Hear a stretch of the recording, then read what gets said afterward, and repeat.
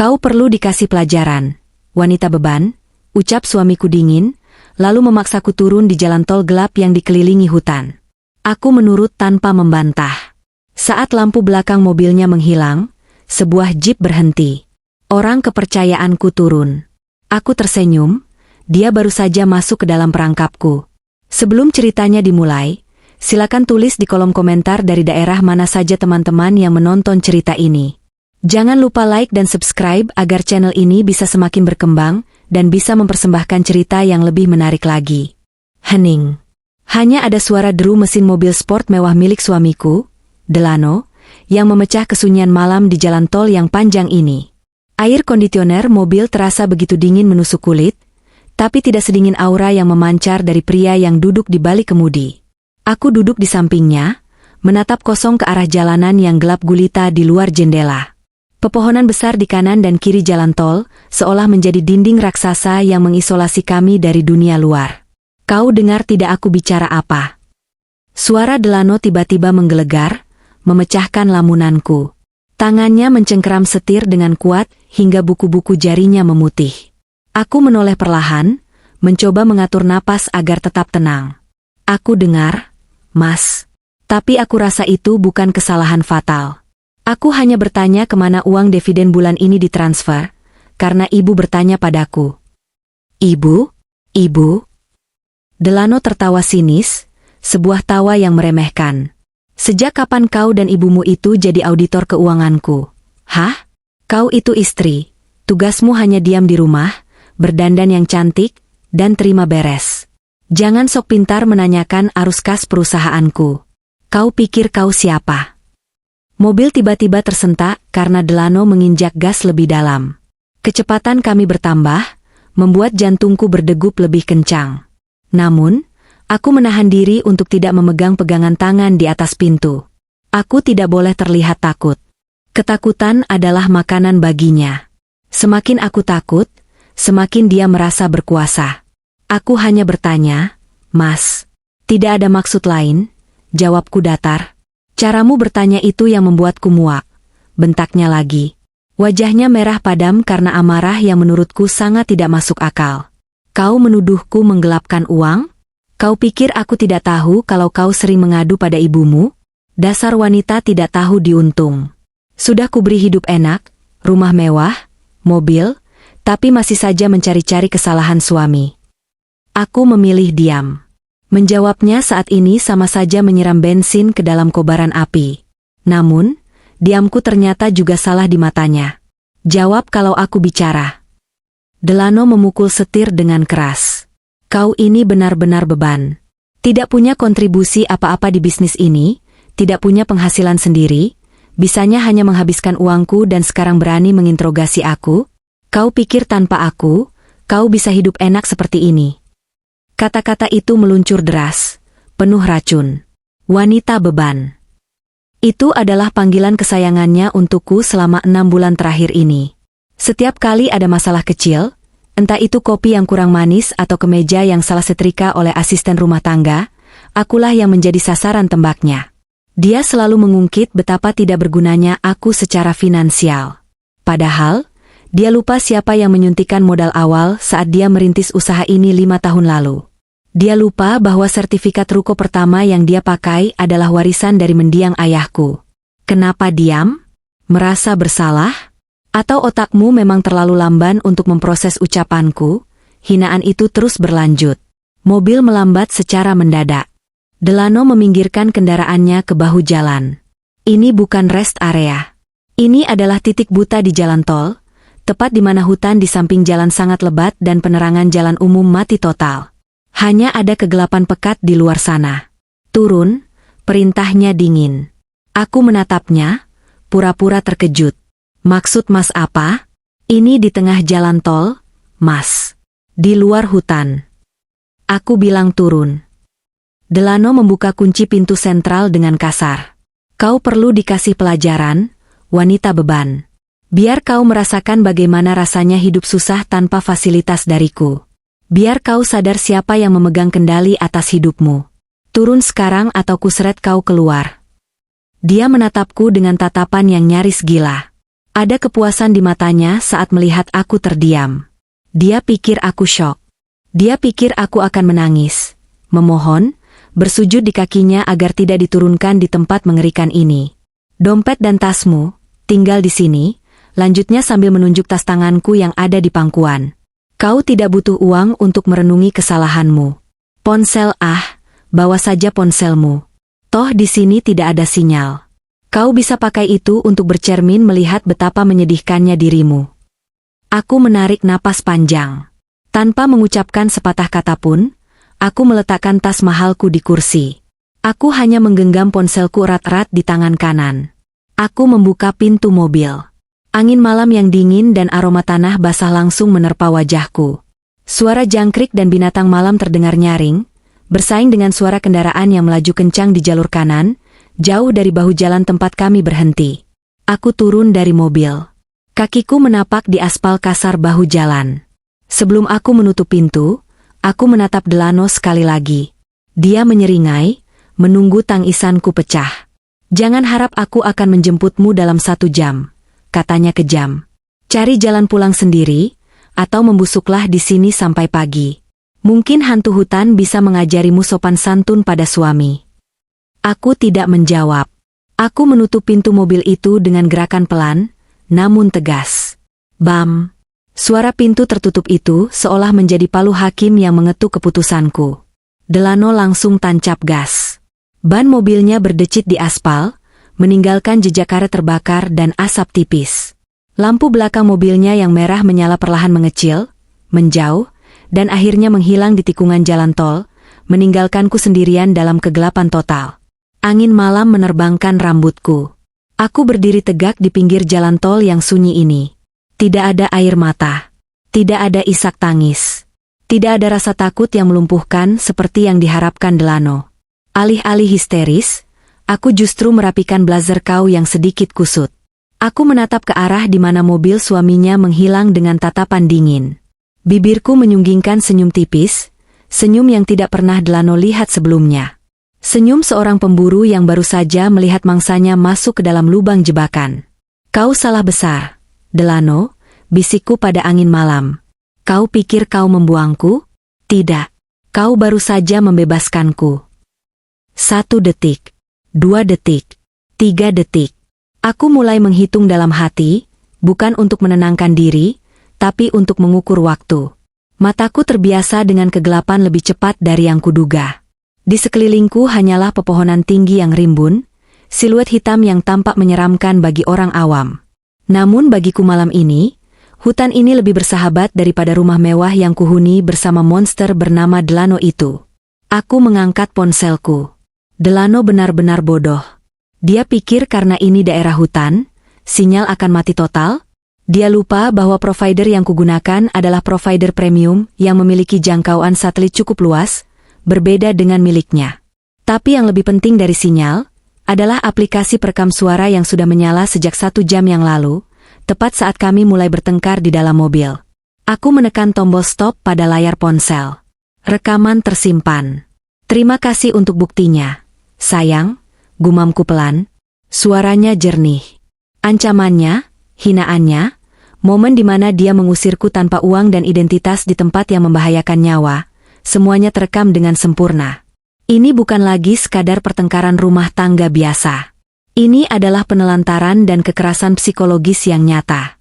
Bahan bakar yang sempurna untuk api yang akan membakarnya nanti. Aku melirik jam tangan. Pukul 23.45. Sesuai perkiraan. Aku tidak perlu berjalan kaki menyusuri tol atau mencoba menghentikan truk yang lewat seperti orang gila. Aku hanya perlu menunggu. Aku merapatkan jaket, bukan karena dingin, tapi untuk melindungi diri dari nyamuk hutan. Sekitar 5 menit kemudian, aku melihat sorot lampu dari arah jalan akses darurat yang tersembunyi di balik semak-semak lebat, sekitar 50 meter dari tempatku berdiri. Jalan itu adalah jalur inspeksi petugas yang jarang diketahui orang umum, tapi aku tahu. Sebuah mobil jeep hitam, gagah dan besar, muncul perlahan dari kegelapan. Mesinnya menderu halus, terdengar jauh lebih bertenaga daripada mobil sport Delano yang manja. Mobil itu tidak menyalakan lampu jauh agar tidak menarik perhatian kendaraan lain di jalan tol utama, hanya lampu kabut kekuningan yang membelah pekatnya malam. Mobil itu berhenti tepat di depanku. Pintu pengemudi terbuka. Seorang pria turun dengan langkah tegap. Dia mengenakan pakaian serba hitam taktis, wajahnya tenang namun matanya tajam memindai sekeliling untuk memastikan keamanan. Itu Raka. Kakak sepupuku, sekaligus orang kepercayaanku yang selama ini memimpin tim keamanan di perusahaan ayahku dulu. Sosok yang selama ini aku minta untuk menghilang dari radar agar Delano tidak curiga. Nona Bianca, sapanya singkat namun penuh hormat. Dia tidak bertanya, "Apa kau baik-baik saja?" karena dia tahu aku baik-baik saja. Dia tahu ini adalah rencana. "Raka," jawabku sambil mengangguk. "Tepat waktu." "Sesuai instruksi," jawab Raka sambil membukakan pintu penumpang depan untukku. Tim pemantau sudah merekam plat nomor mobil Delano saat dia menurunkan Anda tadi dari jarak jauh menggunakan drone malam. Videonya jelas. Dia terlihat sengaja meninggalkan Anda di area non-CCTV jalan tol. Aku tersenyum puas. Bagus. Simpan filenya di server aman. Jangan sampai ada yang bocor sebelum waktunya. Aku naik ke dalam jeep yang tinggi itu. Interiornya berbeda jauh dengan mobil Delano. Di sini tidak ada bau parfum mahal yang menyengat, hanya bau kulit jok dan aroma kopi samar. Di kursi belakang, aku melihat sebuah tas berisi pakaian ganti, laptop, dan dokumen-dokumen penting yang sudah disiapkan Raka jauh-jauh hari. Raka masuk kembali ke kursi pengemudi dan mengunci pintu. Keamanan dan kekokohan mobil ini membuatku merasa seperti berada di dalam benteng berjalan. "Kita kemana sekarang, Nona? Apartemen rahasia atau langsung ke kantor pengacara?" tanya Raka sambil memutar balik mobil masuk kembali ke jalur akses darurat, menghindari jalan tol utama agar tidak terlacak jika Delano tiba-tiba berubah pikiran dan kembali. "Ke Cafe House dulu," jawabku sambil menyandarkan punggung yang terasa pegal. "Aku perlu mandi dan membersihkan diri dari aura negatif suamiku. Setelah itu, hubungi Deborah dan Veronica. Katakan pada mereka, tombol pemicu sudah ditekan. Kita mulai operasinya besok pagi-pagi sekali." Raka mengangguk. Matanya menatap lurus ke jalan tanah berbatu di depan yang diterangi lampu sorot jeep. "Siap, Nona. Delano tidak akan tahu apa yang menghantamnya." Aku mengeluarkan ponselku lagi, menatap layar yang gelap. Delano pasti sekarang sedang menyetir sambil tersenyum puas. Membayangkan aku sedang menangis ketakutan di pinggir jalan, dikelilingi kegelapan hutan. Dia pasti merasa menang. Dia merasa telah membuang sampah yang membebaninya. Betapa naifnya dia. Malam ini, di pinggir jalan tol ini, bukanlah akhir dari hidupku seperti yang dia harapkan. Ini adalah kelahiran kembali. Bianca yang penurut, yang diam saat dihina, yang sabar saat direndahkan, sudah mati tertinggal di bahu jalan tol tadi. Wanita yang kini duduk di dalam jeep ini adalah Bianca yang memegang kendali. "Raka," panggilku pelan saat mobil mulai memasuki jalan aspal pedesaan yang sepi. "Ya, Nona. Pastikan besok pagi semua akses rekening dan aset yang atas namaku atau nama perusahaan gabungan sudah dibekukan oleh pengadilan. Aku ingin dia bangun tidur dan menyadari bahwa dia tidak bisa membeli sepotong roti pun." "Sudah diurus, Nona. Surat perintah pengadilan darurat akan keluar jam 8 pagi. Tim IT kita juga sudah siap memblokir akses digitalnya," jawab Raka dengan nada yang menenangkan. Aku memejamkan mata, membiarkan guncangan halus mobil jeep meninabobokan amarahku untuk sementara. Biarkan Delano menikmati tidur nyenyaknya malam ini. Karena besok, saat matahari terbit, neraka yang sesungguhnya baru akan dimulai untuknya. Dan kali ini, akulah iblis yang memegang garpu talanya. "Jalan, Raka. Jangan menoleh ke belakang," perintahku. Jeep itu melaju menembus malam, membawaku menjauh dari masa lalu yang menyakitkan, menuju masa depan di mana akulah pemenangnya. Aku tidak sabar melihat wajah Delano saat dia menyadari bahwa wanita beban ini baru saja meruntuhkan istana pasirnya dengan satu jentikan jari. Aku duduk di sofa kulit berwarna hitam di dalam Cafe House yang disiapkan Raka. Ruangan ini kedap suara, dingin, dan dipenuhi aroma kopi yang baru diseduh. Di hadapanku, terhampar layar-layar monitor yang menampilkan grafik aliran dana, peta digital, dan rekaman CCTV. Namun, pikiranku melayang mundur, menembus waktu ke masa 9 bulan yang lalu. Masa di mana sandiwara besar ini dimulai. Semua orang mengira aku adalah istri yang naif. Teman-teman sosialitaku, keluarga besarku, bahkan Delano sendiri menganggapku hanyalah boneka cantik yang beruntung dinikahi pengusaha sukses. Mereka tidak tahu bahwa gelar magister manajemen bisnis yang kuraih di luar negeri bukan sekadar pajangan dinding. Aku mengerti angka. Aku mengerti pola. Dan yang paling penting, aku mengerti kapan seseorang sedang berbohong. 9 bulan lalu, kecurigaanku bermula dari hal yang sangat sepele. Sebuah notifikasi surel yang muncul di iPad Delano yang tertinggal di meja makan. Subjeknya bukan tentang bisnis properti atau saham, melainkan konfirmasi pemesanan suite hotel bintang 5 di Singapura atas nama Delano dan Zivana. Tanggalnya bertepatan dengan saat dia bilang ada perjalanan dinas mendadak ke Surabaya. Saat itu, tanganku gemetar hebat. Rasanya seperti ada tangan tak kasat mata yang meremas jantungku hingga hancur. Ingin rasanya aku berteriak, membanting iPad itu ke wajahnya saat dia pulang, dan menuntut penjelasan. Tapi, logika di kepalaku berteriak lebih keras daripada emosiku. Jangan bodoh, Bianca. Kalau kau mengamuk sekarang, dia hanya akan minta maaf, memberimu berlian, lalu menjadi lebih licik menyembunyikan bangkainya. Aku memilih diam. Aku menelan rasa sakit itu bulat-bulat, mengubahnya menjadi bahan bakar untuk rencana yang jauh lebih besar. Sejak hari itu, aku mulai mengenakan topeng. Aku menjadi istri yang bodoh dan penurut. Aku membiarkan dia memarahiku. Aku membiarkan dia merendahkanku. Semakin dia merasa aku lemah, semakin dia lengah. Aku menghubungi Raka, sepupu jauhku yang bergerak di bidang keamanan siber dan intelijen swasta. Aku butuh matamu, Raka. Gali semuanya, pintaku kala itu. Dan apa yang kami temukan jauh lebih busuk daripada sekadar perselingkuhan. Di layar monitor di depanku sekarang, Deborah, pengacara kondang yang sudah kusewa secara rahasia, menunjuk ke arah grafik aliran dana yang rumit. Dia duduk di seberang meja bersama Veronica, akuntan forensik berwajah dingin yang jarang tersenyum. Kau lihat ini, Bianca? Tanya Deborah sambil menunjuk garis merah yang menghubungkan rekening perusahaan Delano dengan beberapa perusahaan cangkang di Kepulauan Kaiman. Suamimu bukan hanya peselingkuh. Dia kriminal.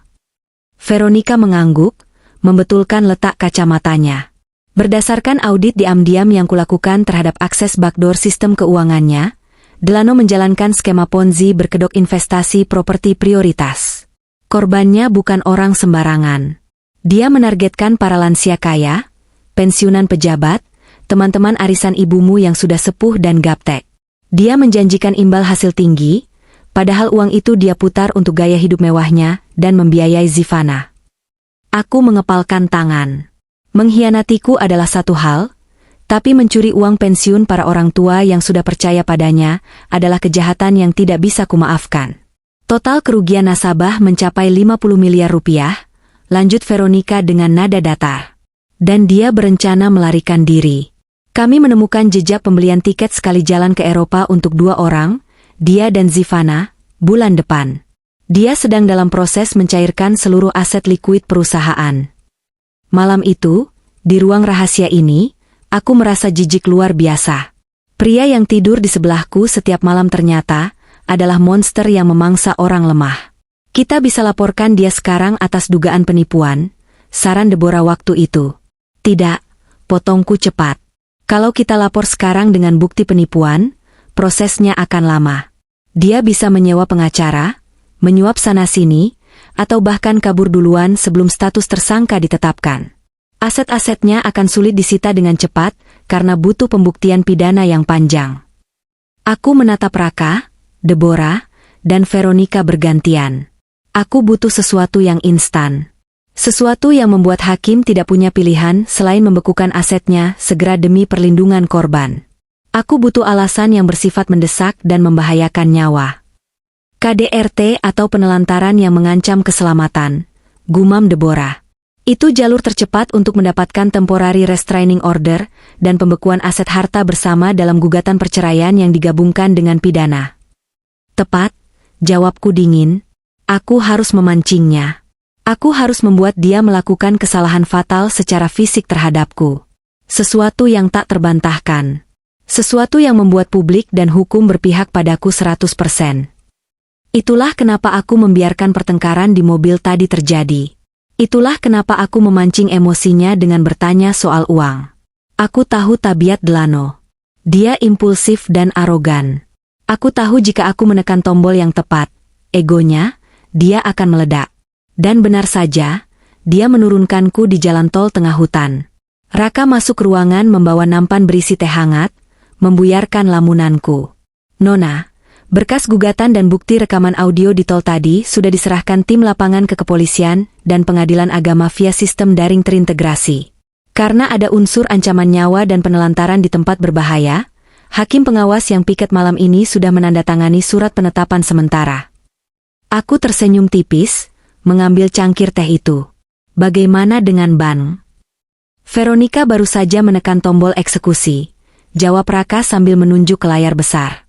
Di layar itu, terlihat deretan lampu indikator berwarna hijau di samping nama-nama bank tempat Delano menyimpan uangnya, satu persatu berubah menjadi merah bertuliskan frozen, dibekukan. Bukan hanya rekening pribadi, tapi juga rekening perusahaan, kartu kredit, kartu debit, hingga dompet digitalnya. Semua yang terafiliasi dengan nomor induk kependudukan Delano dan surat nikah kami, kini terkunci rapat. Ini adalah kill switch, kata Veronica puas. Sistem perbankan mendeteksi adanya sengketa harta gonogini dengan indikasi pidana penggelapan yang kami lampirkan. Sesuai prosedur high wealth individual, bank wajib membekukan aset untuk mencegah pelarian dana ke luar negeri. Aku menyandarkan punggungku lagi. Rasanya lega, namun juga hampa. 9 bulan aku berpura-pura bodoh. 9 bulan aku harus tersenyum menyambutnya pulang padahal aku tahu dia baru saja dari apartemen wanita lain. 9 bulan aku harus menahan mual saat dia menyentuhku. Pengorbanan itu berakhir malam ini. Deborah, panggilku. Ya, Bianca. Pastikan Zivana juga mendapat salam dariku pagi ini. Jangan sampai dia merasa aman. Deborah tersenyum miring. Tenang saja. Tim kami sudah mengirimkan undangan khusus padanya. Dia akan sadar bahwa kapal yang dia tumpangi sedang karam, dan satu-satunya skoci penyelamat adalah menjadi saksi kunci kita. Aku menatap layar CCTV yang kini menampilkan siaran langsung dari kamera tersembunyi yang kupasang di kamar tidur utama rumah kami, rumah yang dulu kupikir adalah surgaku, namun ternyata neraka. Di layar itu, Delano sedang tidur telentang, mendengkur keras, merentangkan tangan seolah dia penguasa dunia. Dia tidur nyenyak, tidak tahu bahwa di atas kepalanya, pedang Damocles sudah siap menghunjam. Tidurlah yang nyenyak, suamiku, bisikku pada layar monitor. Nikmati mimpi indahmu yang terakhir. Karena saat kau membuka mata nanti, kau akan terbangun di dunia yang sama sekali berbeda. Dunia di mana kau bukan lagi raja, melainkan buronan. Ini bukan sekadar balas dendam seorang istri yang sakit hati. Ini adalah eksekusi keadilan yang sudah tertunda terlalu lama. Aku, Bianca, yang dia sebut wanita beban, adalah orang yang merancang keruntuhannya, bata demi bata, detik demi detik. Matahari pagi menembus celah tirai kamar tidur utama yang mewah. Melalui layar tablet di Save House, aku bisa melihat Delano mulai menggeliat. Pukul 7 pagi. Biasanya, pada jam segini, aku sudah menyiapkan setelan jasnya, menyeduhkan kopi Arabica favoritnya, dan memastikan sarapannya tersedia di meja. Tapi pagi ini, keheningan di rumah itu terasa janggal. Delano membuka matanya, mengerjap beberapa kali menyesuaikan diri dengan cahaya. Dia meraba sisi tempat tidur di sebelahnya. Kosong. Dingin. Aku melihat dia mengerutkan kening. Dia bangkit duduk, mengusap wajahnya yang masih bengkak sisa tidur.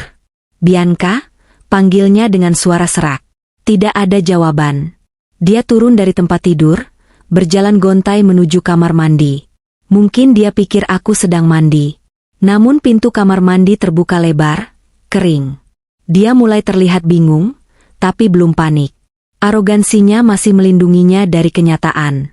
Dia mungkin berpikir aku sudah pulang naik taksi semalam, lalu tidur di kamar tamu atau menangis di dapur. Dasar wanita manja, gumamnya yang bisa kudengar jelas melalui penyadap suara yang tertanam di lampu meja. Pasti sedang merajuk di bawah. Delano mandi dengan santai. Dia bersiul-siul kecil, seolah kejadian semalam, saat dia membuang istrinya di jalan tol, hanyalah insiden kecil yang tidak berarti. Dia keluar dari kamar mandi dengan handuk melilit pinggang, lalu membuka lemari pakaian. Disitulah dia mulai menyadari sesuatu. Lemari pakaian itu setengah kosong. Baju-baju kerjanya masih ada, tapi seluruh pakaianku, tas-tas, dan sepatu-sepatuku sudah lenyap. Aku tersenyum melihat ekspresi bingungnya. Raka dan timnya bekerja sangat cepat. Saat kami di jalan tol semalam, tim Raka masuk rumah menggunakan akses yang kuberikan dan mengangkut barang-barang pribadiku dalam waktu kurang dari 30 menit. Apa-apaan ini? Delano mengobrak-abrik lemari. Bianca, di mana kau? Dia berlari keluar kamar, menuruni tangga sambil berteriak memanggil nama asisten rumah tangga kami. Bibi, di mana nyonya? Hening. Tidak ada sahutan. Tentu saja tidak ada. Aku sudah merumahkan asisten rumah tangga dan sopir sejak kemarin sore dengan pesangon yang sangat layak. Menyuruh mereka pulang kampung selama seminggu agar tidak terseret dalam konflik ini. Rumah itu benar-benar kosong. Hanya ada Delano dan egonya yang besar. Wajah Delano mulai memerah. Dia kembali ke kamar, menyambar ponselnya. Dia mencoba meneleponku. Di Cafe House, ponsel lamaku bergetar di atas meja. Aku membiarkannya bergetar sampai mati. Dia mencoba lagi, dan lagi. Lalu dia membanting ponselnya ke kasur. Berani-beraninya kau kabur dariku, desisnya. Kau pikir kau bisa hidup di luar sana tanpa uangku? Kau akan merangkak pulang sebelum makan siang. Dia berpakaian dengan kasar, lalu memutuskan untuk pergi ke kantor. Perutnya mungkin lapar karena tidak ada sarapan. Dia menyambar dompet dan kunci mobil. Aku memberi isyarat pada Raka. Siapkan popcornnya. Pertunjukan utamanya dimulai sekarang. Kami beralih memantau kamera dashboard mobil dan GPS mobilnya yang juga sudah kami retas. Delano melajukan mobilnya keluar dari garasi dengan kecepatan tinggi. Tujuannya bukan kantor, melainkan kedai kopi drive-thru langganannya yang mahal. Aku mendengar dia memesan lewat speaker. Americano dingin 1, croissant 2. Cepat. Dia melaju ke jendela pembayaran. Dengan gaya angkuh yang khas, dia menyodorkan kartu kredit Black Card-nya, kartu yang selama ini dia banggakan sebagai simbol status sosial tertinggi. Pelayan kasir mengambil kartu itu, menggeseknya di mesin EDC. Hening sejenak. Pelayan itu mencoba lagi, lalu mencoba lagi dengan wajah bingung. Maaf, Pak, suara pelayan itu terdengar ragu. Kartunya declinet. Ditolak. Apa? Jangan bercanda kamu, bentak Delano. Itu kartu limit tak terbatas. Mesinmu yang rusak. Coba lagi. Pelayan itu mencoba lagi, lalu menggeleng. Tetap tidak bisa, Pak. Keterangannya, hubungi bank penerbit. Apa ada kartu lain? Wajah Delano berubah dari marah menjadi malu. Antrian mobil di belakangnya mulai membunyikan klakson. Dengan tangan gemetar menahan emosi, dia mengeluarkan kartu debit dari bank berbeda. Pakai ini. Pelayan menggeseknya. Maaf, Pak. Ini juga tidak bisa. Saldosnya tidak terbaca atau dibekukan. Sialan. Delano memukul setir. Dia mengeluarkan selembar uang tunai 100.000 dari dompetnya, sisa uang tunai terakhir yang dia miliki, dan melemparkannya ke pelayan. Ambil saja kembaliannya. Dia tancap gas meninggalkan kedai kopi itu, tanpa mengambil pesanan kopinya. Harga dirinya tergores. Tapi dia belum sadar seberapa parah lukanya. Dia menepikan mobil di pinggir jalan, lalu segera membuka aplikasi mobile banking di ponselnya. Aku bisa membayangkan apa yang dia lihat karena aku juga melihat hal yang sama di layarku. Angka 0. Bukan, lebih parah. Status akun, dibekukan atas perintah pengadilan No. 2024 gugat PNS. Mata Delano melotot. Dia mencoba membuka aplikasi bank lain. Sama saja. Dia mencoba membuka aplikasi investasi sahamnya. Terkunci. Dia mencoba membuka e-wallet. Akun ditangguhkan. Dalam sekejap, miliarder sombong itu berubah menjadi gelandangan yang hanya punya mobil mewah dan bensin setengah tangki. Tidak mungkin ini tidak mungkin. Suaranya terdengar panik sekarang. Siapa yang melakukan ini? Bianca? Tidak mungkin dia secerdas ini. Ini pasti kesalahan sistem. Dia mencoba menelepon manajer bank prioritasnya. Panggilan tersambung. Halo, Pak Rudi. Apa-apaan ini? Kenapa semua rekening saya tidak bisa dipakai? Teriak Delano.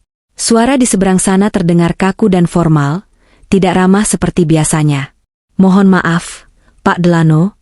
Kami menerima surat perintah penyitaan dan pembekuan aset dari pengadilan pagi ini, terkait dugaan tindak pidana pencucian uang dan gugatan KDRT yang diajukan oleh istri Bapak, Ibu Bianca. Segala akses keuangan Bapak ditutup sementara sampai proses penyidikan selesai. Apa? Bianca? Delano seperti tersedak ludahnya sendiri. Dia melaporkan saya? Benar, Pak.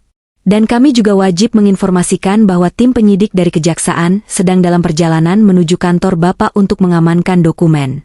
Selamat pagi. Sambungan diputus sepihak. Delano menjatuhkan ponselnya ke pangkuan. Wajahnya pucat pasi, seputih kertas. Dia menatap kosong ke arah jalanan yang ramai. Klakson-klakson kendaraan di sekitarnya terdengar seperti ejekan. Untuk pertama kalinya dalam hidupnya, Delano merasakan ketakutan yang nyata. Ketakutan bukan karena hantu atau monster, tapi ketakutan karena kehilangan kendali. Dia baru saja menyadari bahwa wanita beban yang dia buang di jalan tol semalam ternyata memegang kunci brankas hidupnya. Aku melihat tubuhnya gemetar di dalam mobil melalui kamera tersembunyi. Dia mencengkeram rambutnya sendiri, frustrasi. Kau pikir kau siapa, Bianca? Geramnya. Tapi kali ini tidak ada nada meremehkan. Yang ada hanya nada keputusasaan. Kau pikir kau bisa menghancurkanku semudah ini? Oh, Delano. Kau belum melihat apa-apa. Ini baru menu pembuka. Tiba-tiba ponselnya berdering lagi. Nama, Zivana, muncul di layar mobil. Delano menyambarnya dengan cepat, berharap menemukan sekutu. Zivana, sayang, dengar, ada kesalahan teknis di bank. Delano, kau bajingan. Suara Zivana melengking histeris dari seberang, memotong ucapannya. Ada orang-orang datang ke apartemenku. Mereka bilang mereka pengacara istrimu dan polisi. Mereka menyita mobil yang kau berikan. Mereka tahu soal tiket ke Eropa. Kau bilang istrimu itu bodoh. Kau bilang semuanya aman. Tenang, Zivana. Jangan bicara apa-apa. Aku tidak mau masuk penjara gara-gara kau, teriak Zivana. Aku akan beritahu mereka semuanya. Di mana kau menyembunyikan uang itu? Semuanya. Klik. Sambungan terputus. Delano membeku. Ponsel itu terlepas dari tangannya, jatuh ke lantai mobil. Dia sendirian. Benar-benar sendirian di dalam mobil mewahnya yang sebentar lagi juga akan ditarik oleh leasing atau disita negara. Di Cafe House, aku menyesap tehku yang mulai dingin. Rasanya jauh lebih nikmat dari anggur termahal sekalipun. Raka, kataku pelan. Siapkan mobil. Kita ke kantor polisi sekarang. Aku ingin melihat wajahnya saat dia mencoba membuat laporan palsu tentang orang hilang, sementara akulah yang menemukannya. Babak perburuan telah berbalik. Sang pemburu kini menjadi mangsa yang terpojok, bingung, dan tak berdaya. Dan aku, wanita yang dia remehkan, sedang berjalan mendekat untuk memberikan serangan terakhir. Aku memandangi layar tablet di pangkuanku dengan perasaan yang sulit dijabarkan. Ada rasa puas, tetapi ada juga rasa nyeri yang berdenyut samar di dada, sisa-sisa dari cinta yang dulu pernah ada, yang kini telah berubah menjadi abu. Melalui kamera tersembunyi yang terpasang di kancing kemeja salah satu orang kepercayaan Raka yang menyamar di kantor polisi, aku bisa melihat semuanya. Aku melihat Delano melangkah masuk ke kantor polisi dengan gaya yang dipaksakan tegap, meski aku tahu kakinya pasti gemetar. Delano, suamiku yang sombong, sedang mencoba memainkan kartu terakhirnya, playing victim. Dia duduk di hadapan petugas sentra pelayanan kepolisian terpadu. Wajahnya diset untuk terlihat cemas, sedih, dan bingung. Dia aktor yang buruk, batinku. Keringat dingin yang mengalir di pelipisnya bukan karena AC ruangan yang mati, tapi karena ketakutan yang mulai merayapi tulang punggungnya. Pak, Saya mau melaporkan istri saya yang hilang, ucap Delano dengan suara yang dibuat bergetar. Namanya Bianca. Dia pergi dari rumah sejak semalam membawa sejumlah uang tunai perusahaan dan perhiasan. Saya takut dia diculik atau mungkin mengalami depresi dan melakukan hal yang tidak-tidak. Tolong bantu saya, Pak. Saya sangat mencintainya. Aku mendengus kasar melihat sandiwara murahan itu. Mencintaiku? Pria yang semalam membuangku di pinggir jalan tol seperti sampah plastik, sekarang berani bicara soal cinta di depan hukum? Keberaniannya benar-benar luar biasa, atau mungkin kebodohannya yang tidak ada batasnya. Petugas polisi di hadapannya, seorang pria parubaya dengan tatapan tajam, tidak langsung merespons. Dia hanya menatap Delano datar, lalu mengetikkan sesuatu di komputernya. Suara ketikan keyboard terdengar begitu nyaring di ruangan yang hening itu, menciptakan ketegangan yang perlahan mencekik leher Delano. Nama istri Bapak, Bianca Anindya? Tanya polisi itu tanpa mengalihkan pandangan dari layar. Benar, Pak. Benar sekali. Apa sudah ada kabar? Apa dia kecelakaan? Delano memajukan tubuhnya, mencoba terlihat antusias. Dalam hatinya, aku yakin dia berdoa agar polisi mengatakan mayatku ditemukan di selokan, sehingga dia bisa bebas dari segala tuntutan. Polisi itu menghentikan ketikannya. Dia mengangkat wajah, menatap Delano lurus tepat di manik mata. Tatapan itu bukan tatapan simpati yang diharapkan Delano. Itu adalah tatapan seorang pemburu yang sedang melihat mangsanya masuk ke dalam kandang. Pak Delano, suara polisi itu memberat. Kami tidak bisa memproses laporan orang hilang atas nama Bianca Anindya. Kenapa? Kenapa tidak bisa? Saya suaminya. Istri saya hilang. Delano mulai meninggikan suara, mencoba menggunakan otoriternya yang biasa dia pakai untuk membentak karyawan. Bapak tahu siapa saya? Saya pengusaha terhormat di kota ini. Justru karena kami tahu siapa Anda, Pak, jawab polisi itu tenang namun menohok. Dia mengambil sebuah berkas map merah dari laci mejanya, dan melemparkannya pelan ke hadapan Delano. Istri Anda, Ibu Bianca, tidak hilang. Beliau ada di tempat yang aman. Dan beliau sudah datang ke sini pagi buta tadi, jauh sebelum Bapak bangun tidur, untuk membuat laporan. Wajah Delano berubah pucat pasi, seolah darah di tubuhnya tersedot habis. Mulutnya terbuka, tapi tidak ada suara yang keluar. Laporan? Laporan apa? Cicitnya akhirnya, suaranya hampir tak terdengar. Laporan atas dugaan kekerasan dalam rumah tangga berupa penelantaran yang membahayakan nyawa, serta dugaan penggelapan aset bersama, jelas polisi itu tegas. Ibu Bianca datang dengan didampingi pengacara. Beliau menyerahkan bukti visum psikiatrik yang menyatakan adanya trauma mendalam akibat tekanan psikis yang Bapak lakukan. Dan yang paling memberatkan, beliau menyerahkan ini. Polisi itu menekan tombol play pada sebuah alat perekam kecil di meja. Seketika, suara Delano sendiri memenuhi ruangan kantor polisi itu. Suara yang jernih, tajam, dan kejam. Kau perlu dikasih pelajaran, wanita beban. Biar kau merasakan bagaimana rasanya hidup susah tanpa fasilitas dariku. Turun sekarang atau kuseret kau keluar. Aku melihat mata Delano membelalak lebar saat mendengar suaranya sendiri. Dia mengenali momen itu. Momen di jalan tol. Dia menatap alat perekam itu seolah benda itu adalah bom waktu yang baru saja meledak di wajahnya. Itu rekayasa. Itu Sekarang zaman canggih. Pak, suara saya dipalsukan. Bantah Delano panik, keringatnya kini bercucuran deras membasahi kerah kemeja mahalnya yang kusut. Istri saya itu licik. Pak, dia menjebak saya. Kami sudah memverifikasi metadata rekamannya, Pak. Itu asli, potong polisi itu dingin. Ditambah lagi, rekaman CCTV jalan tol di KM 97, meskipun gelap, menangkap momen mobil Bapak berhenti di bahu jalan dan menurunkan seseorang. Plat nomor Bapak terlihat jelas. Apa Bapak masih mau menyangkal? Delano terdiam. Dia tersudut. Skakmat. Belum sempat dia mencerna kehancurannya di kantor polisi, ponselnya berdering lagi. Kali ini dari sekretarisnya di kantor. Delano mengangkatnya dengan tangan gemetar. Pak Delano, Bapak di mana? Suara sekretarisnya terdengar histeris, nyaris menangis. Ada apa? Jangan teriak-teriak, bentak Delano, mencoba mencari pelampiasan amarah. Kantor, Pak, kantor kita digerebek. Apa?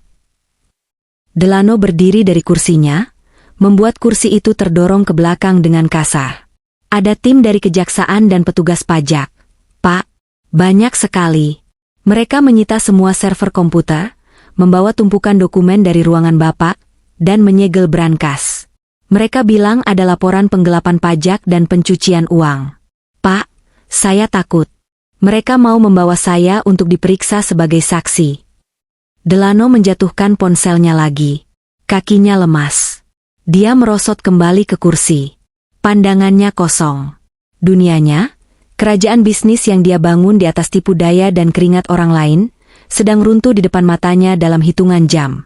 Polisi di depannya tersenyum tipis, senyum yang penuh arti. Sepertinya Bapak sedang sibuk. Tapi maaf, Bapak tidak bisa pergi kemana-mana dulu. Kami perlu meminta keterangan Bapak terkait laporan Ibu Bianca.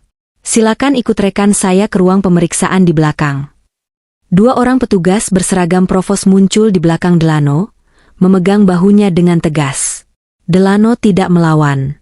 Dia seperti mayat hidup yang diseret. Pria yang tadi pagi bangun dengan perasaan sebagai raja, kini diseret seperti kriminal kelas 3. Dari dalam mobil jeep yang terparkir jauh di seberang kantor polisi, aku melepaskan earphone yang kupakai. Aku memandang gedung kantor polisi itu dengan tatapan dingin. Tidak ada rasa kasihan sedikit pun. Dia menuai apa yang dia tanam. Dia menanam badai, dan sekarang dia harus menghadapi topan. Bagaimana, Nona? Tanya Raka yang duduk di kursi pengemudi. Dia sudah hancur mentalnya. Jawabku pelan. Tapi ini belum selesai. Ular seperti Delano pasti punya satu lubang tikus terakhir untuk sembunyi. Dia pasti akan mencoba menghubungi Zivana untuk menyelamatkan aset-aset gelap yang dia titipkan. Aku menatap Raka. Pastikan Zivana sudah siap dengan perannya. Aku tidak mau ada satu sen pun uang nasabah yang lolos dibawa kabur wanita itu. Raka mengangguk mantap. Tenang saja. Zivana adalah wanita yang realistis. Dia lebih mencintai uang dan kebebasannya daripada mencintai suami Nona. Mobil kami melaju perlahan meninggalkan area kantor polisi. Perburuan ini sudah hampir mencapai puncaknya. Sang pemburu kini telah terjerat jaringnya sendiri, dan aku hanya perlu menarik talinya sedikit lagi untuk mencekiknya sampai habis. Delano berhasil keluar dari kantor polisi sore harinya, namun bukan sebagai orang bebas, melainkan dengan status wajib lapor, sementara menunggu gelar perkara. Ponsel, paspor, dan dompetnya sudah disita sebagai barang bukti. Dia hanya dibiarkan pulang dengan baju yang melekat di badan, dan sebuah surat panggilan pemeriksaan lanjutan untuk esok hari. Tentu saja, Delano tidak pulang ke rumah kami. Dia tahu rumah itu sekarang sudah tidak aman baginya. Dia tahu aku memegang kendali atas rumah itu. Dalam keputusasaannya, hanya ada satu tempat yang dia tuju. Apartemen Zivana. Aku mengikuti pergerakannya melalui pelacak GPS yang diam-diam Raka pasang di balik rahjas Delano saat dia diperiksa tadi, sebuah teknik tingkat tinggi yang bahkan polisi pun tidak menyadarinya. Delano naik taksi online, entah bagaimana caranya dia membayarnya. Mungkin meminjam ponsel sopir atau menjanjikan bayaran nanti. Dia menuju ke sebuah apartemen mewah di pusat kota, tempat di mana dia menyembunyikan selingkuhannya selama 2 tahun terakhir. Tempat di mana uang-uang hasil keringatku dan nasabah-nasabah tua itu dihamburkan untuk pesta dan barang mewah. Aku memarkirkan mobilku di seberang gedung apartemen itu, memantau dari jauh. Aku tidak perlu masuk. Aku sudah menempatkan bom di dalam sana. Dan bom itu bernama Zivana. 2 jam sebelumnya, aku dan tim hukumku sudah mendatangi Zivana. Awalnya, wanita itu bersikap angkuh. Dia pikir dia aman karena namanya tidak tercantum dalam dokumen resmi perusahaan. Dia meremehkanku, mengira aku hanyalah istri sah yang datang untuk melabrak dan menjambak rambutnya. Namun, sikapnya berubah 180 derajat saat Veronica, akuntan forensiku, melempar tumpukan bukti ke meja tamu apartemennya. Bukti transfer dana gelap ke rekening adiknya, bukti pembelian aset atas nama ibunya menggunakan uang hasil kejahatan Delano, dan yang paling membuatnya gemetar, ancaman hukuman 15 tahun penjara sebagai penadah pencucian uang. Kau punya 2 pilihan, Zivana. kataku saat itu, menatap mata indahnya yang mulai basah karena takut. Kau tetap setia pada Delano dan membusuk di penjara bersamanya, melahirkan anak kalian di balik jeruji besi. Atau, kau berikan semua bukti yang dia sembunyikan padamu, jadilah justice kolaborator, dan aku akan pastikan tuntutan padamu diringankan. Kau mungkin miskin setelah ini, tapi setidaknya kau bebas. Zivana tidak butuh waktu lama untuk berpikir. Cinta? Bagi wanita seperti Zivana, cinta hanyalah transaksi. Ketika Delano tidak lagi menguntungkan dan justru membahayakan, dia akan membuangnya tanpa ragu. Persis seperti Delano membuangku. Dan sekarang, saat Delano mengetuk pintu apartemennya dengan panik, Zivana sudah siap.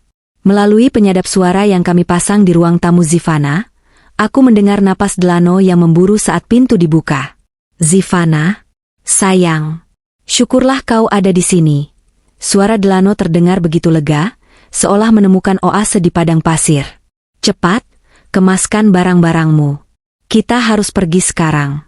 Situasinya gawat. Bianca, wanita gila itu benar-benar melaporkanku.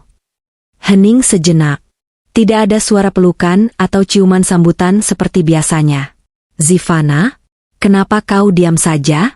Cepat ambil flash disk dan dokumen tanah yang titipkan di brankasmu. Kita jual semuanya di pasar gelap. Lalu kita lari ke Vietnam malam ini lewat jalur laut.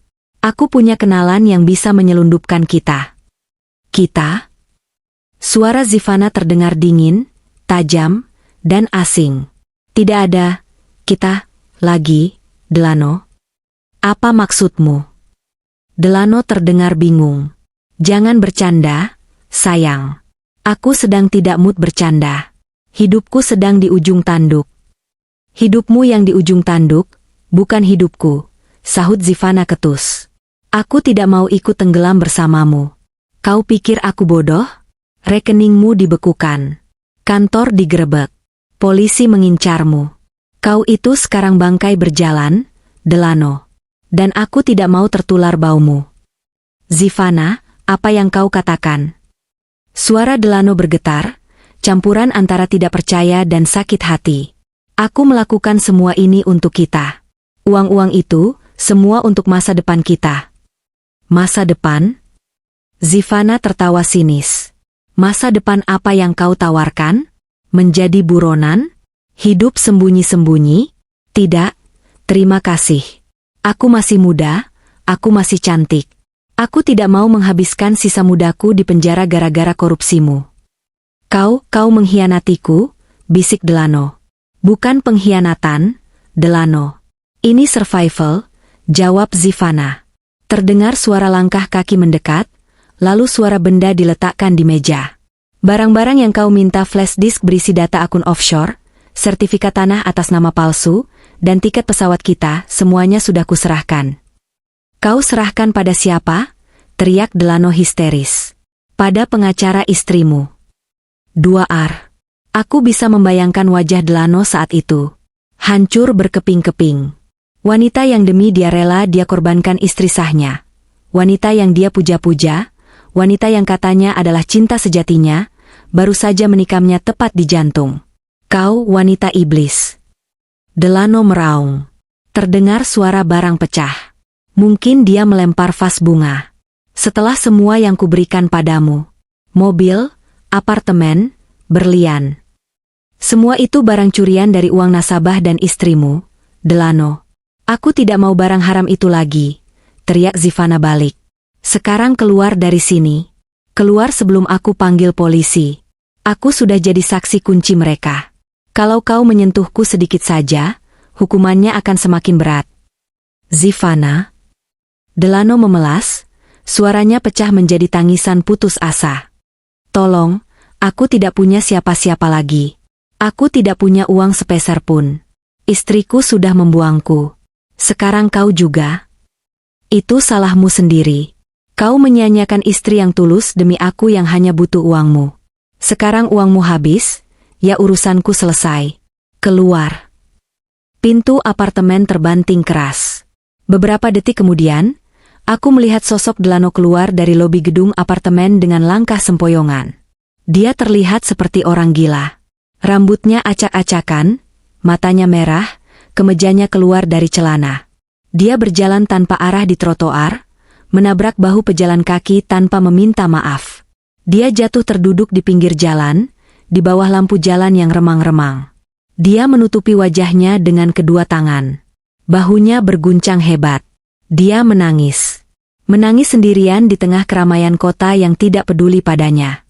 Aku menurunkan kaca mobil sedikit, membiarkan angin malam masuk. Udara malam ini terasa begitu segar. Beban berat yang selama ini menghimpit dadaku rasanya terangkat sepenuhnya. Delano sudah kehilangan hartanya. Dia kehilangan reputasinya. Dan sekarang, dia kehilangan satu-satunya orang yang dia kira mencintainya. Dia benar-benar sendirian di dunia ini. Dia telah merasakan apa yang kurasakan selama ini. Kesepian dalam keramaian, pengkhianatan dari orang terdekat. Sudah cukup untuk hari ini, Raka, kataku pelan, menutup kaca mobil kembali. Biarkan dia meratapi nasibnya malam ini di jalanan. Biarkan dia merasakan dinginnya aspal yang dia suruh aku rasakan kemarin. Besok adalah babak terakhir, tambahku sambil menatap punggung Delano yang menyedihkan itu menjauh di spion. Besok, kita akan pastikan dia memakai rompi oranye. Raka menginjak gas, membawa kami menjauh dari drama menyedihkan itu. Kemenangan ini terasa pahit, tapi perlu. Ini adalah pelajaran bagi setiap pengkhianat, jangan pernah meremehkan wanita yang diam. Karena saat dia bergerak, dia tidak akan berhenti sampai kau rata dengan tanah. Hari itu, langit Jakarta tampak kelabu, seolah turut merasakan ketegangan yang menggumpal di dalam dadaku. Gedung Pengadilan Negeri Jakarta Selatan berdiri angkuh dengan pilar-pilar betonnya yang dingin, tempat di mana nasib seseorang akan ditentukan, dan keadilan yang selama ini terkubur akan digali kembali. Aku melangkah masuk ke lobi pengadilan dengan langkah yang kutata sedemikian rupa agar terlihat tenang. Sepatu hak tinggiku mengetuk lantai marmer dengan irama yang stabil. Tuk, tuk, tuk, sebuah kontras yang tajam dengan detak jantungku yang berpacu liar seperti kuda pacuan. Hari ini bukan sekadar sidang. Hari ini adalah puncak dari perang dingin yang telah kususun bata demi bata selama 9 bulan terakhir. Aku mengenakan setelan blazer berwarna putih gading dengan potongan tegas di bahu. Rambutku kuikat rapi ke belakang, menampilkan wajahku sepenuhnya tanpa ada helai yang menutupi ekspresi. Riasanku minimalis namun tajam. Aku ingin Delano melihat wajah asli istrinya, bukan wajah boneka yang biasa dia lihat di rumah. Di samping kiri dan kananku, Deborah dan tim hukumnya berjalan mengapitku seperti benteng pertahanan, sementara Raka mengawasi dari jarak beberapa langkah di belakang dengan kewaspadaan seorang elang. Ruang sidang utama sudah dipenuhi pengunjung. Kasus ini menarik perhatian publik karena melibatkan skandal keuangan bernilai puluhan miliar rupiah dan menyeret nama pengusaha muda yang dulunya dipuja-puja media. Kilatan lampu kamera wartawan menyambutku saat aku memasuki ruangan, namun aku mengabaikan mereka. Mataku hanya tertuju pada satu titik, kursi pesakitan di tengah ruangan. "Siap, Bianca?" bisik Deborah saat kami duduk di kursi barisan depan, tepat di belakang meja jaksa penuntut umum. Aku menarik napas panjang, menghirup aroma kayu tua, pembersih lantai, dan keringat dingin yang menguap di udara ruangan ber-AC itu. Lebih dari siap, Deborah. Aku sudah menunggu momen ini seumur hidupku. Tak lama kemudian, pintu samping ruang sidang terbuka. Suara rantai beradu dengan lantai membuat suasana mendadak hening. 2 petugas kejaksaan menggiring masuk seorang pria. Napasku tercekat sesaat, bukan karena rindu, tapi karena rasa jijik yang bercampur dengan kepuasan. Itu Delano. Namun, dia nyaris tak bisa dikenali. Delano yang masuk ruangan itu bukanlah pria necis yang biasa mengenakan jas Armani dan jam tangan Rolex. Pria itu mengenakan rompi oranye bertuliskan, "Tahanan," di punggungnya. Tubuhnya kurus, pipinya tirus hingga tulang rahangnya menonjol tajam, dan lingkaran hitam di bawah matanya begitu gelap seolah dia tidak tidur selama 1 abad. Rambutnya yang biasa disisir klimis kini berantakan dan berminyak. Dia berjalan dengan kepala tertunduk, menyeret langkahnya. Namun, saat dia melewati barisan kursi tempatku duduk, dia mendongak. Mata kami bertemu. Waktu seolah berhenti. Dalam tatapannya, aku tidak melihat penyesalan. Aku melihat amarah. Aku melihat dendam yang membara di balik ketidakberdayanya. Bibirnya bergerak sedikit, membentuk sebuah seringai tipis yang mengerikan. Kau puas? Hah? Desisnya dengan suara serak yang hanya bisa didengar olehku. Kau puas melihat suamimu seperti anjing begini, wanita ular? Deborah hendak berdiri untuk memprotes, tapi aku menahannya dengan menyentuh lengannya. Aku tidak boleh terpancing. Aku membalas tatapan Delano dengan dingin, tanpa emosi, seolah aku sedang melihat orang asing yang tidak penting. Aku hanya mengambil kembali apa yang menjadi hakku, Delano. Dan kau sedang menuai apa yang kau tanam di ladang keserakahanmu sendiri. Jawabku datar. Petugas menarik lengan Delano kasar, memaksanya terus berjalan menuju kursi terdakwa. Dia duduk di sana, sendirian, terisolasi dari dunia yang dulu dia kuasai.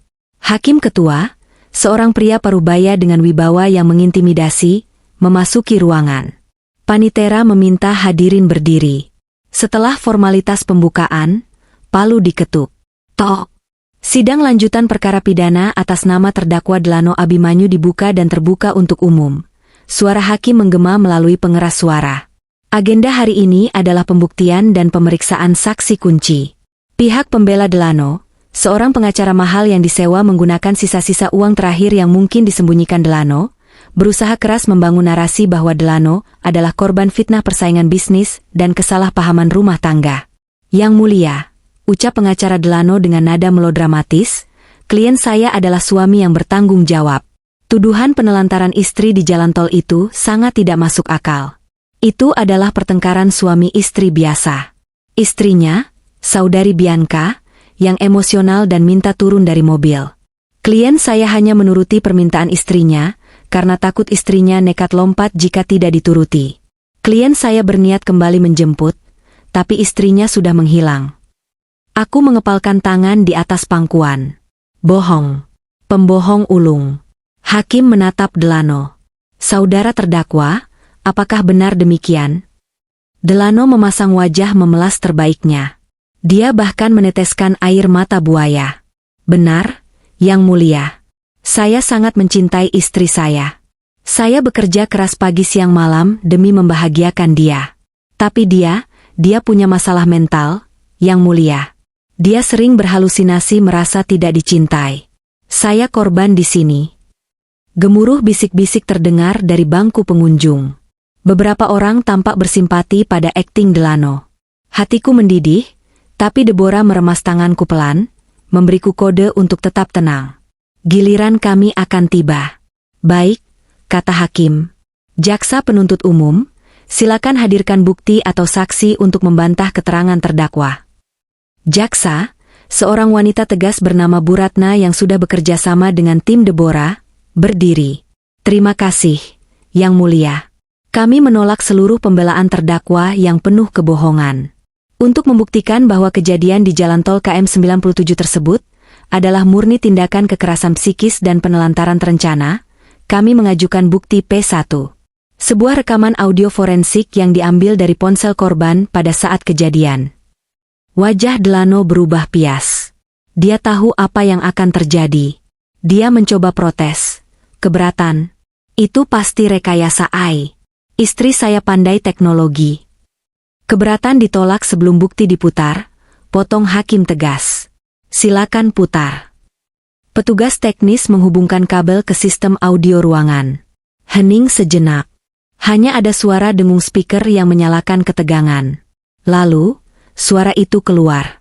Mula-mula terdengar suara deru mesin mobil yang halus. Lalu suara Delano. Suara yang sangat kuhafal. Suara yang selama bertahun-tahun menjadi mimpi burukku. Kau dengar tidak aku bicara apa? Kau itu istri. Tugasmu hanya diam di rumah, berdandan yang cantik, dan terima beres. Jangan sok pintar menanyakan arus kas perusahaanku. Suara itu begitu jernih, membelah kesunyian ruang sidang. Delano di kursi terdakwa mulai gelisah. Dia menunduk, menutup matanya rapat-rapat. Rekaman berlanjut ke bagian yang paling menyakitkan. Kau perlu dikasih pelajaran, wanita beban. Biar kau merasakan bagaimana rasanya hidup susah tanpa fasilitas dariku. Biar kau sadar siapa yang memegang kendali atas hidupmu. Turun sekarang atau kuseret kau keluar. Suara pintu mobil terbanting bam. Lalu suara langkah kaki menjauh, suara ban mobil berdecit di aspal, dan hening. Hanya ada suara napasku yang tersengal di dalam rekaman itu, sendirian di tengah kegelapan. Rekaman dimatikan. Kesunyian di ruang sidang terasa mencekik. Tidak ada lagi yang berbisik-bisik simpati pada Delano. Semua mata kini menatapnya dengan pandangan jijik, seolah dia adalah kotoran yang menempel di sepatu. Hakim menatap Delano dengan tatapan tajam di balik kacamatanya. Saudara terdakwa, suara hakim terdengar berat dan berbahaya. Suara dalam rekaman itu sangat spesifik. Dan intonasi ancaman itu, apakah itu yang saudara sebut, kasih sayang suami? Delano gemetar. Dia mencoba bicara, tapi suaranya tercekat. Itu saya hilaf, Yang Mulia. Saya sedang stres pekerjaan. Stres pekerjaan tidak memberikan hak kepada Anda untuk membuang manusia di jalan tol tengah malam. Bentak hakim, membuat Delano semakin menciut di kursinya. Tapi itu belum semuanya, Yang Mulia. Selabu Ratna, jaksa penuntut. Terdakwa mengklaim bekerja keras demi istri. Faktanya, hasil audit forensik membuktikan bahwa uang yang dia hasilkan berasal dari penipuan skema Ponzi terhadap para pensiunan, dan uang itu tidak digunakan untuk istri, melainkan dialirkan ke rekening luar negeri dan pihak ketiga. Delano mengangkat wajahnya, keringat dingin membasahi pelipisnya. Tidak ada bukti. Itu uang bisnis properti. Deborah berdiri, memberikan kode pada petugas pintu. Untuk membuktikan aliran dana tersebut, kami menghadirkan saksi mahkota. Seseorang yang selama ini menjadi tempat terdakwa menyembunyikan aset dan rahasianya. Saudari Zivana. Nama itu menghantam Delano seperti palu godam. Matanya membelalak lebar, nyaris keluar dari rongganya. Dia memutar tubuhnya ke arah pintu masuk dengan gerakan patah-patah karena kaget. Pintu terbuka. Zivana melangkah masuk. Wanita yang selama ini menjadi duri dalam pernikahanku, wanita yang selalu dipuja Delano sebagai Dewi-nya, kini berjalan masuk dengan kepala tertunduk. Dia tidak mengenakan pakaian seksi atau perhiasan mencolok seperti biasanya. Dia mengenakan kemeja putih sederhana dan celana bahan hitam, tanpa riasan. Wajahnya pucat, terlihat ketakutan. Delano berdiri dari kursinya, melupakan protokol sidang. Zivana, apa yang kau lakukan di sini? Teriaknya. Jangan bilang apa-apa. Jangan dengarkan mereka. Duduk. Bentak petugas keamanan sambil menekan bahu Delano agar kembali duduk. Zivana duduk di kursi saksi, membelakangi Delano. Dia disumpah di bawah kitab suci. Tangannya gemetar saat memegang mikrofon. Saudari saksi, tanya hakim. Apa hubungan saudari dengan terdakwa? Zivana menarik napas panjang, lalu menjawab dengan suara lirih namun terdengar jelas melalui pengeras suara. Saya adalah simpanan terdakwa selama 2 tahun terakhir, Yang Mulia. Pengakuan itu membuat ruang sidang riuh rendah. Aku melihat Delano memukul pegangan kursinya, wajahnya merah pada menahan amarah. Dan apa yang saudari ketahui tentang keuangan terdakwa? Tanya jaksa. Dia sering mentransfer uang dalam jumlah besar ke rekening saya dan rekening atas nama ibu saya. Jawab Zivana, mulai terisak pelan. Dia bilang itu uang keuntungan proyek.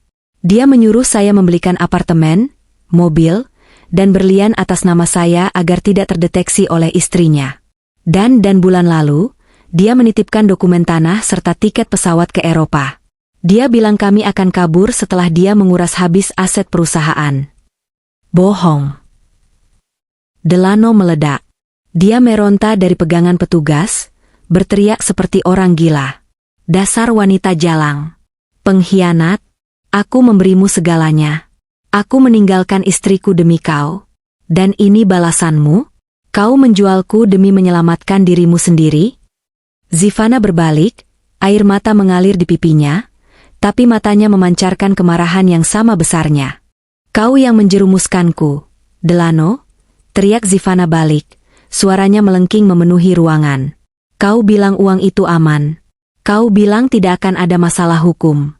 Kau menjadikanku penadah pencucian uangmu. Aku tidak mau membusuk di penjara demi laki-laki egois sepertimu. Kau pikir aku mencintaimu? Aku hanya butuh jaminan hidup, dan kau memberikannya dari uang curian. Cukup. Hakim mengetuk palu berulang kali dengan keras. Terdakwa, Diam atau saya keluarkan. Saksi, kendalikan diri Anda. Delano terengah-engah, dadanya naik turun. Dia menatap Zivana dengan pandangan tak percaya. Hatinya hancur berkeping-keping. Bukan karena dia kehilangan uang, tapi karena egonya sebagai penakluk wanita runtuh seketika. Dia menyadari bahwa wanita yang dia kira mencintainya mati-matian, ternyata hanya mencintai uangnya. Dan saat uang itu hilang, cinta itu menguap seperti embun terkena matahari. Di tengah kekacauan itu, Delano perlahan menoleh ke arahku. Aku masih duduk di sana, tenang, tak tersentuh. Aku melihat kehancuran di matanya. Dia melihat seorang pria yang kehilangan segalanya. Harta, tahta, dan cinta. Dia melihat bahwa satu-satunya orang yang dulu tulus mencintainya, aku, adalah orang yang baru saja dia buang, dan kini menjadi orang yang menonton kehancurannya dari barisan depan. Delano menangis. Kali ini bukan air mata buaya. Itu adalah tangisan seorang pecundang yang sadar bahwa dia telah membuat kesalahan terbesar dalam hidupnya. Dia menangkupkan wajahnya dengan kedua tangan yang terborgol, bahunya berguncang hebat. "Bianca," bisiknya di sela isak tangisnya, suaranya terdengar pilu melalui keheningan yang tiba-tiba menyergap ruangan. "Maafkan aku, tolong aku." Aku tidak menjawab. Tidak ada gunanya menjawab. Hatiku sudah membeku untuknya sejak malam di jalan tol itu. Pengampunan mungkin ada di tangan Tuhan, tapi keadilan ada di tangan hukum, dan karma ada di tanganku. Hakim menatap Delano dengan pandangan final. Keterangan saksi dan bukti rekaman sudah cukup memberatkan. Sidang ditunda 1 jam untuk musyawarah majelis hakim sebelum pembacaan putusan. Tok. 1 jam itu terasa seperti seabad bagi Delano, tapi bagiku, itu adalah 1 jam paling melegakan. Aku melihat Zivana digiring keluar lewat pintu lain, dia tetap akan diproses hukum sebagai penadah meski hukumannya diringankan. Delano dibawa kembali ke sel sementara dengan langkah gontai. Aku tetap duduk di kursiku, menolak beranjak. Aku ingin meresapi setiap detik kemenangan ini. Raka memberikanku sebotol air mineral. "Kau hebat, Nona," bisiknya. Aku tersenyum tipis. "Belum selesai, Raka. Kita tunggu palu terakhir." 1 jam kemudian, majelis hakim kembali ke ruang sidang. Suasana kini jauh lebih tegang. Udara terasa berat. Delano duduk di kursi pesakitan. Kali ini dia tidak berani mengangkat wajahnya sama sekali. Dia tampak seperti onggokan daging tak bernyawa. Hakim ketua membuka berkas putusan yang tebal. Dia membetulkan letak kacamatanya, lalu mulai membacakan pertimbangan hukum. Kata demi kata yang diucapkan hakim bagaikan pisau yang menguliti dosa-dosa Delano satu persatu. Menimbang bahwa terdakwa terbukti secara sadar dan sengaja melakukan penipuan berkedok investasi. Menimbang bahwa terdakwa terbukti melakukan kekerasan psikis berat dan penelantaran terhadap istri sah. Menimbang bahwa tidak ada hal yang meringankan karena terdakwa berbelit-belit dan tidak menunjukkan penyesalan yang tulus. Jantungku berdebar kencang menunggu kalimat pamungkas. Aku melirik Veronica, akuntan forensiku yang duduk di barisan belakang. Dia mengangguk pelan, memberiku keyakinan bahwa aset-aset yang kami incar sudah masuk dalam daftar sitaan. Mengadili, suara hakim meninggi, membuat seluruh ruangan menahan napas. 1. Menyatakan terdakwa Delano Abimanyu terbukti secara sah dan meyakinkan bersalah melakukan tindak pidana penipuan, pencucian uang, dan kekerasan dalam rumah tangga. 2. Menjatuhkan pidana kepada terdakwa oleh karena itu dengan pidana penjara selama 15 tahun. Angka itu menggema di ruangan. 15 tahun. Itu artinya masa muda dan masa produktif Delano akan habis di balik jeruji besi. Aku melihat tubuh Delano tersentak, seolah tersengat listrik, tapi dia tidak bersuara. 3. Menjatuhkan denda sebesar 10 miliar rupiah, subsidiar 1 tahun kurungan. 4. Memerintahkan perampasan seluruh aset terdakwa, termasuk namun tidak terbatas pada, rumah di kawasan Pondok Indah, 3 unit apartemen, 4 mobil mewah, dan seluruh dana di rekening yang telah dibekukan, untuk dilelang dan hasilnya digunakan untuk mengganti kerugian para korban nasabah. Hakim berhenti sejenak, menatapku sekilas, lalu melanjutkan. Dan sisanya, diserahkan kepada istri terdakwa, Saudari Bianca Anindya, sebagai pengganti harta bersama yang telah disalahgunakan dan kompensasi atas kerugian imaterial akibat tindak pidana KDRT. Tok, tok, tok. 3 ketukan palu itu mengakhiri segalanya. Putusan itu inkrah, sah, dan mengikat. Delano lemas seketika. Dia merosot dari kursinya, jatuh berlutut di lantai ruang sidang. Dia tidak pingsan, tapi kakinya tidak lagi mampu menopang berat dosa-dosanya. Petugas kejaksaan segera mengangkatnya, memborgol tangannya kembali, kali ini lebih erat. Saat dia diseret keluar melewati lorong pengunjung, dia menoleh ke arahku untuk terakhir kalinya. Matanya kosong. Jiwanya sudah mati. Dia tahu, begitu dia melangkah keluar dari pintu itu menuju mobil tahanan, dia bukan siapa-siapa lagi. Dia hanyalah narapidana nomor sekian. Aku berdiri perlahan. Kakiku terasa ringan, seolah beban ratusan kilogram yang selama ini kupikul di pundak telah diangkat. Deborah memelukku erat. Kita menang, Bianca. Kita menang telak. Terima kasih, Deborah, bisikku, mataku terasa panas, tapi aku menahan agar air mata tidak jatuh di dalam ruangan ini. Aku berjalan keluar dari ruang sidang. Di koridor, puluhan wartawan langsung mengerubungiku, menyodorkan mikrofon dan kamera. Ibu Bianca, bagaimana tanggapan Ibu atas vonis 15 tahun? Apa yang akan Ibu lakukan dengan aset sitaan? Apakah Ibu puas? Aku berhenti sejenak, menatap kerumunan itu. Aku tersenyum, senyum yang tulus dan penuh wibawa. Keadilan sudah ditegakkan. Saya harap ini menjadi pelajaran bagi siapa saja, bahwa seorang istri bukanlah objek yang bisa dibuang sesuka hati. Wanita yang diam bukan berarti lemah. Terima kasih. Aku menerobos kerumunan dibantu oleh Raka dan tim keamanan, menuju pintu keluar gedung pengadilan. Saat pintu kaca otomatis terbuka, suara gemuruh menyambutku. Hujan. Langit Jakarta menumpahkan airnya dengan deras. Hujan lebat yang disertai angin kencang. Orang-orang di lobi pengadilan menepi, takut basah. Tapi aku justru berjalan lurus menuju tepi atap lobi. Raka dengan sigap membuka payung hitam besar. Nona, hujan deras.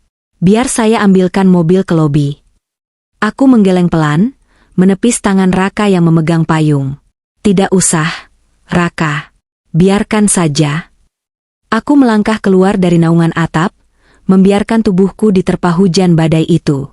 Seketika, air dingin mengguyurku dari ujung kepala hingga ujung kaki. Blazer putihku basah kuyup, rambutku yang tertata rapi kini lepek menempel di wajah.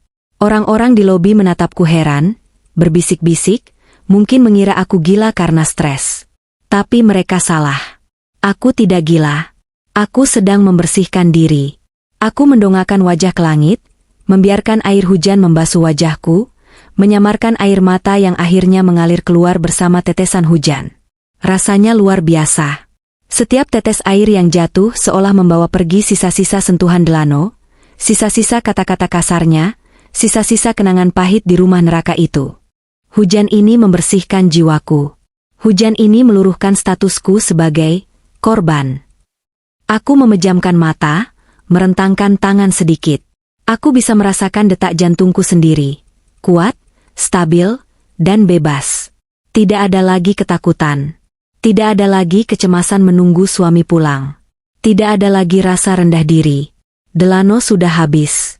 Masa laluku sudah hanyut terbawa aliran air di selokan. Selamat tinggal, Bianca yang lama, bisikku lirih, suaranya hilang ditelan gemuruh guntur. Kau boleh beristirahat sekarang.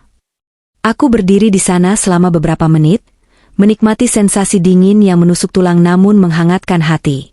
Setelah merasa cukup, aku berbalik. Raka berdiri di sana, basah kuyup juga karena dia membuang payungnya untuk menemaniku hujan-hujanan sebagai bentuk solidaritas diam-diam. Dia tersenyum.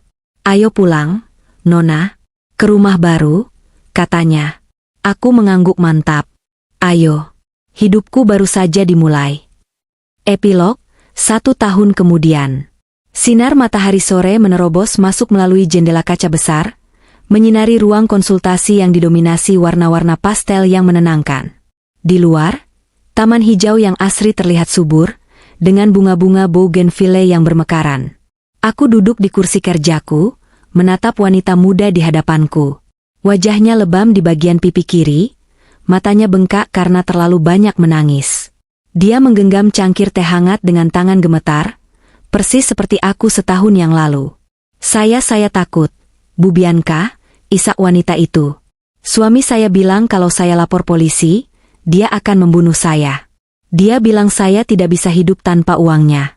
Saya tidak punya siapa-siapa. Aku tersenyum lembut, lalu mengulurkan tangan menggenggam tangannya yang dingin. Tarik napas, Santi. Lihat saya. Wanita bernama Santi itu mengangkat wajahnya. Kamu tidak sendirian, kataku tegas namun penuh kasih. Kamu sekarang berada di Yayasan Rumah Hujan. Di sini, kami punya pengacara, psikolog, dan tim keamanan yang siap melindungimu. Ancaman suamimu itu hanya cara dia mengendalikanmu. Dia takut padamu, Santi. Dia takut kamu sadar bahwa kamu punya kekuatan. Tapi, saya tidak punya uang. Kami yang akan urus semuanya. Gratis, potongku. Uang bukan masalah di sini. Yang penting adalah nyawamu dan harga dirimu. Dulu, saya juga ada di posisimu. Dibuang, dihina, dianggap beban. Tapi lihat saya sekarang. Santi menatapku, melihat sosok wanita yang percaya diri di hadapannya. Perlahan, secercah harapan muncul di matanya yang redup. Ibu benar-benar bisa bantu saya menghukum dia? Bukan hanya menghukum, jawabku. Kita akan pastikan dia tidak bisa menyakiti wanita manapun lagi. Sekarang, istirahatlah di kamar tamu di lantai atas. Tim medis akan mengobatimu. Setelah stafku mengantar Santi keluar, aku menyandarkan punggung di kursi. Mataku beralih ke sebuah foto yang terpajang di meja. Foto gedung yayasan ini saat peresmian 6 bulan lalu. Gedung ini kubangun menggunakan uang ganti rugi dan hasil lelang aset Delano. Sangat ironis, bukan? Uang hasil kejahatan pria yang membenci wanita, kini digunakan untuk melindungi wanita-wanita dari pria sepertinya. Ini adalah balas dendam terbaik yang bisa kupikirkan. Setiap kali ada satu wanita yang berhasil kuselamatkan, itu adalah satu tamparan lagi bagi Delano yang kini mendekam di penjara Nusa Kambangan. Aku melihat jam tangan. Sudah waktunya pulang. Aku membereskan meja, mengambil tas kerjaku, dan berjalan keluar menyusuri lorong yayasan. Beberapa staf menyapaku dengan hangat. Suasana di sini penuh dengan energi positif, energi kebangkitan. Aku sampai di area parkir. Di sana, terparkir sebuah mobil Jeep Rubicon hitam yang gagah. Itu mobilku. Aku membelinya seminggu setelah vonis Delano, menggantikan mobil sedan, istri manis, yang dulu kupakai. Raka tidak lagi menyetir untukku setiap hari. Dia sekarang menjabat sebagai kepala keamanan di yayasan ini. Aku menyetir sendiri sekarang. Aku membuka pintu mobil yang berat itu dengan mudah. Aroma kulit jok mobil menyambutku. Aku duduk di balik kemudi, menyalakan mesin. Suara deru mesin yang bertenaga membuat darahku berdesir. Dulu, Delano selalu melarangku menyetir mobil besar. Kamu itu kecil, tidak akan sampai kakinya, ejeknya dulu. Pakai saja city car yang imut. Aku tertawa kecil mengingat ejekan itu. Betapa kerdilnya pikiran pria itu. Aku menurunkan rem tangan, memasukkan gigi, dan menginjak gas. Mobil besar itu melaju mulus keluar dari gerbang yayasan, membelah jalanan pinggiran kota yang mulai ramai oleh orang pulang kerja. Langit di ufuk barat berwarna jingga kemerahan, sangat indah. Kaca jendela kubuka sedikit, membiarkan angin sore menerpa wajahku. Aku merasa utuh. Aku merasa kuat. Aku bukan lagi Bianca Si, wanita beban. Aku bukan lagi istri yang takut pada bayangannya sendiri. Aku adalah Bianca Anindya, pendiri Rumah Hujan, pelindung mereka yang lemah. Dan yang paling penting, aku adalah nahkoda bagi hidupku sendiri. Ponselku yang terhubung ke dashboard mobil berbunyi. Pesan masuk dari Deborah, lelang aset kloter terakhir sukses. Dananya sudah masuk ke rekening yayasan. Oh ya, kabar dari dalam, Delano baru saja dihajar napi lain karena berebut jatah makanan. Karma bekerja cepat. Aku tersenyum miring membaca pesan itu, lalu mematikan layar. Aku tidak peduli lagi. Dia adalah masa lalu yang membusuk. Aku menatap jalan lurus di depan. Masa depan terbentang luas, dan aku siap menaklukkannya dengan kecepatan penuh. Mobilku melesat menembus senja, meninggalkan jejak debu yang berterbangan, sebebas jiwaku yang kini terbang tinggi tanpa ada lagi yang bisa menahannya.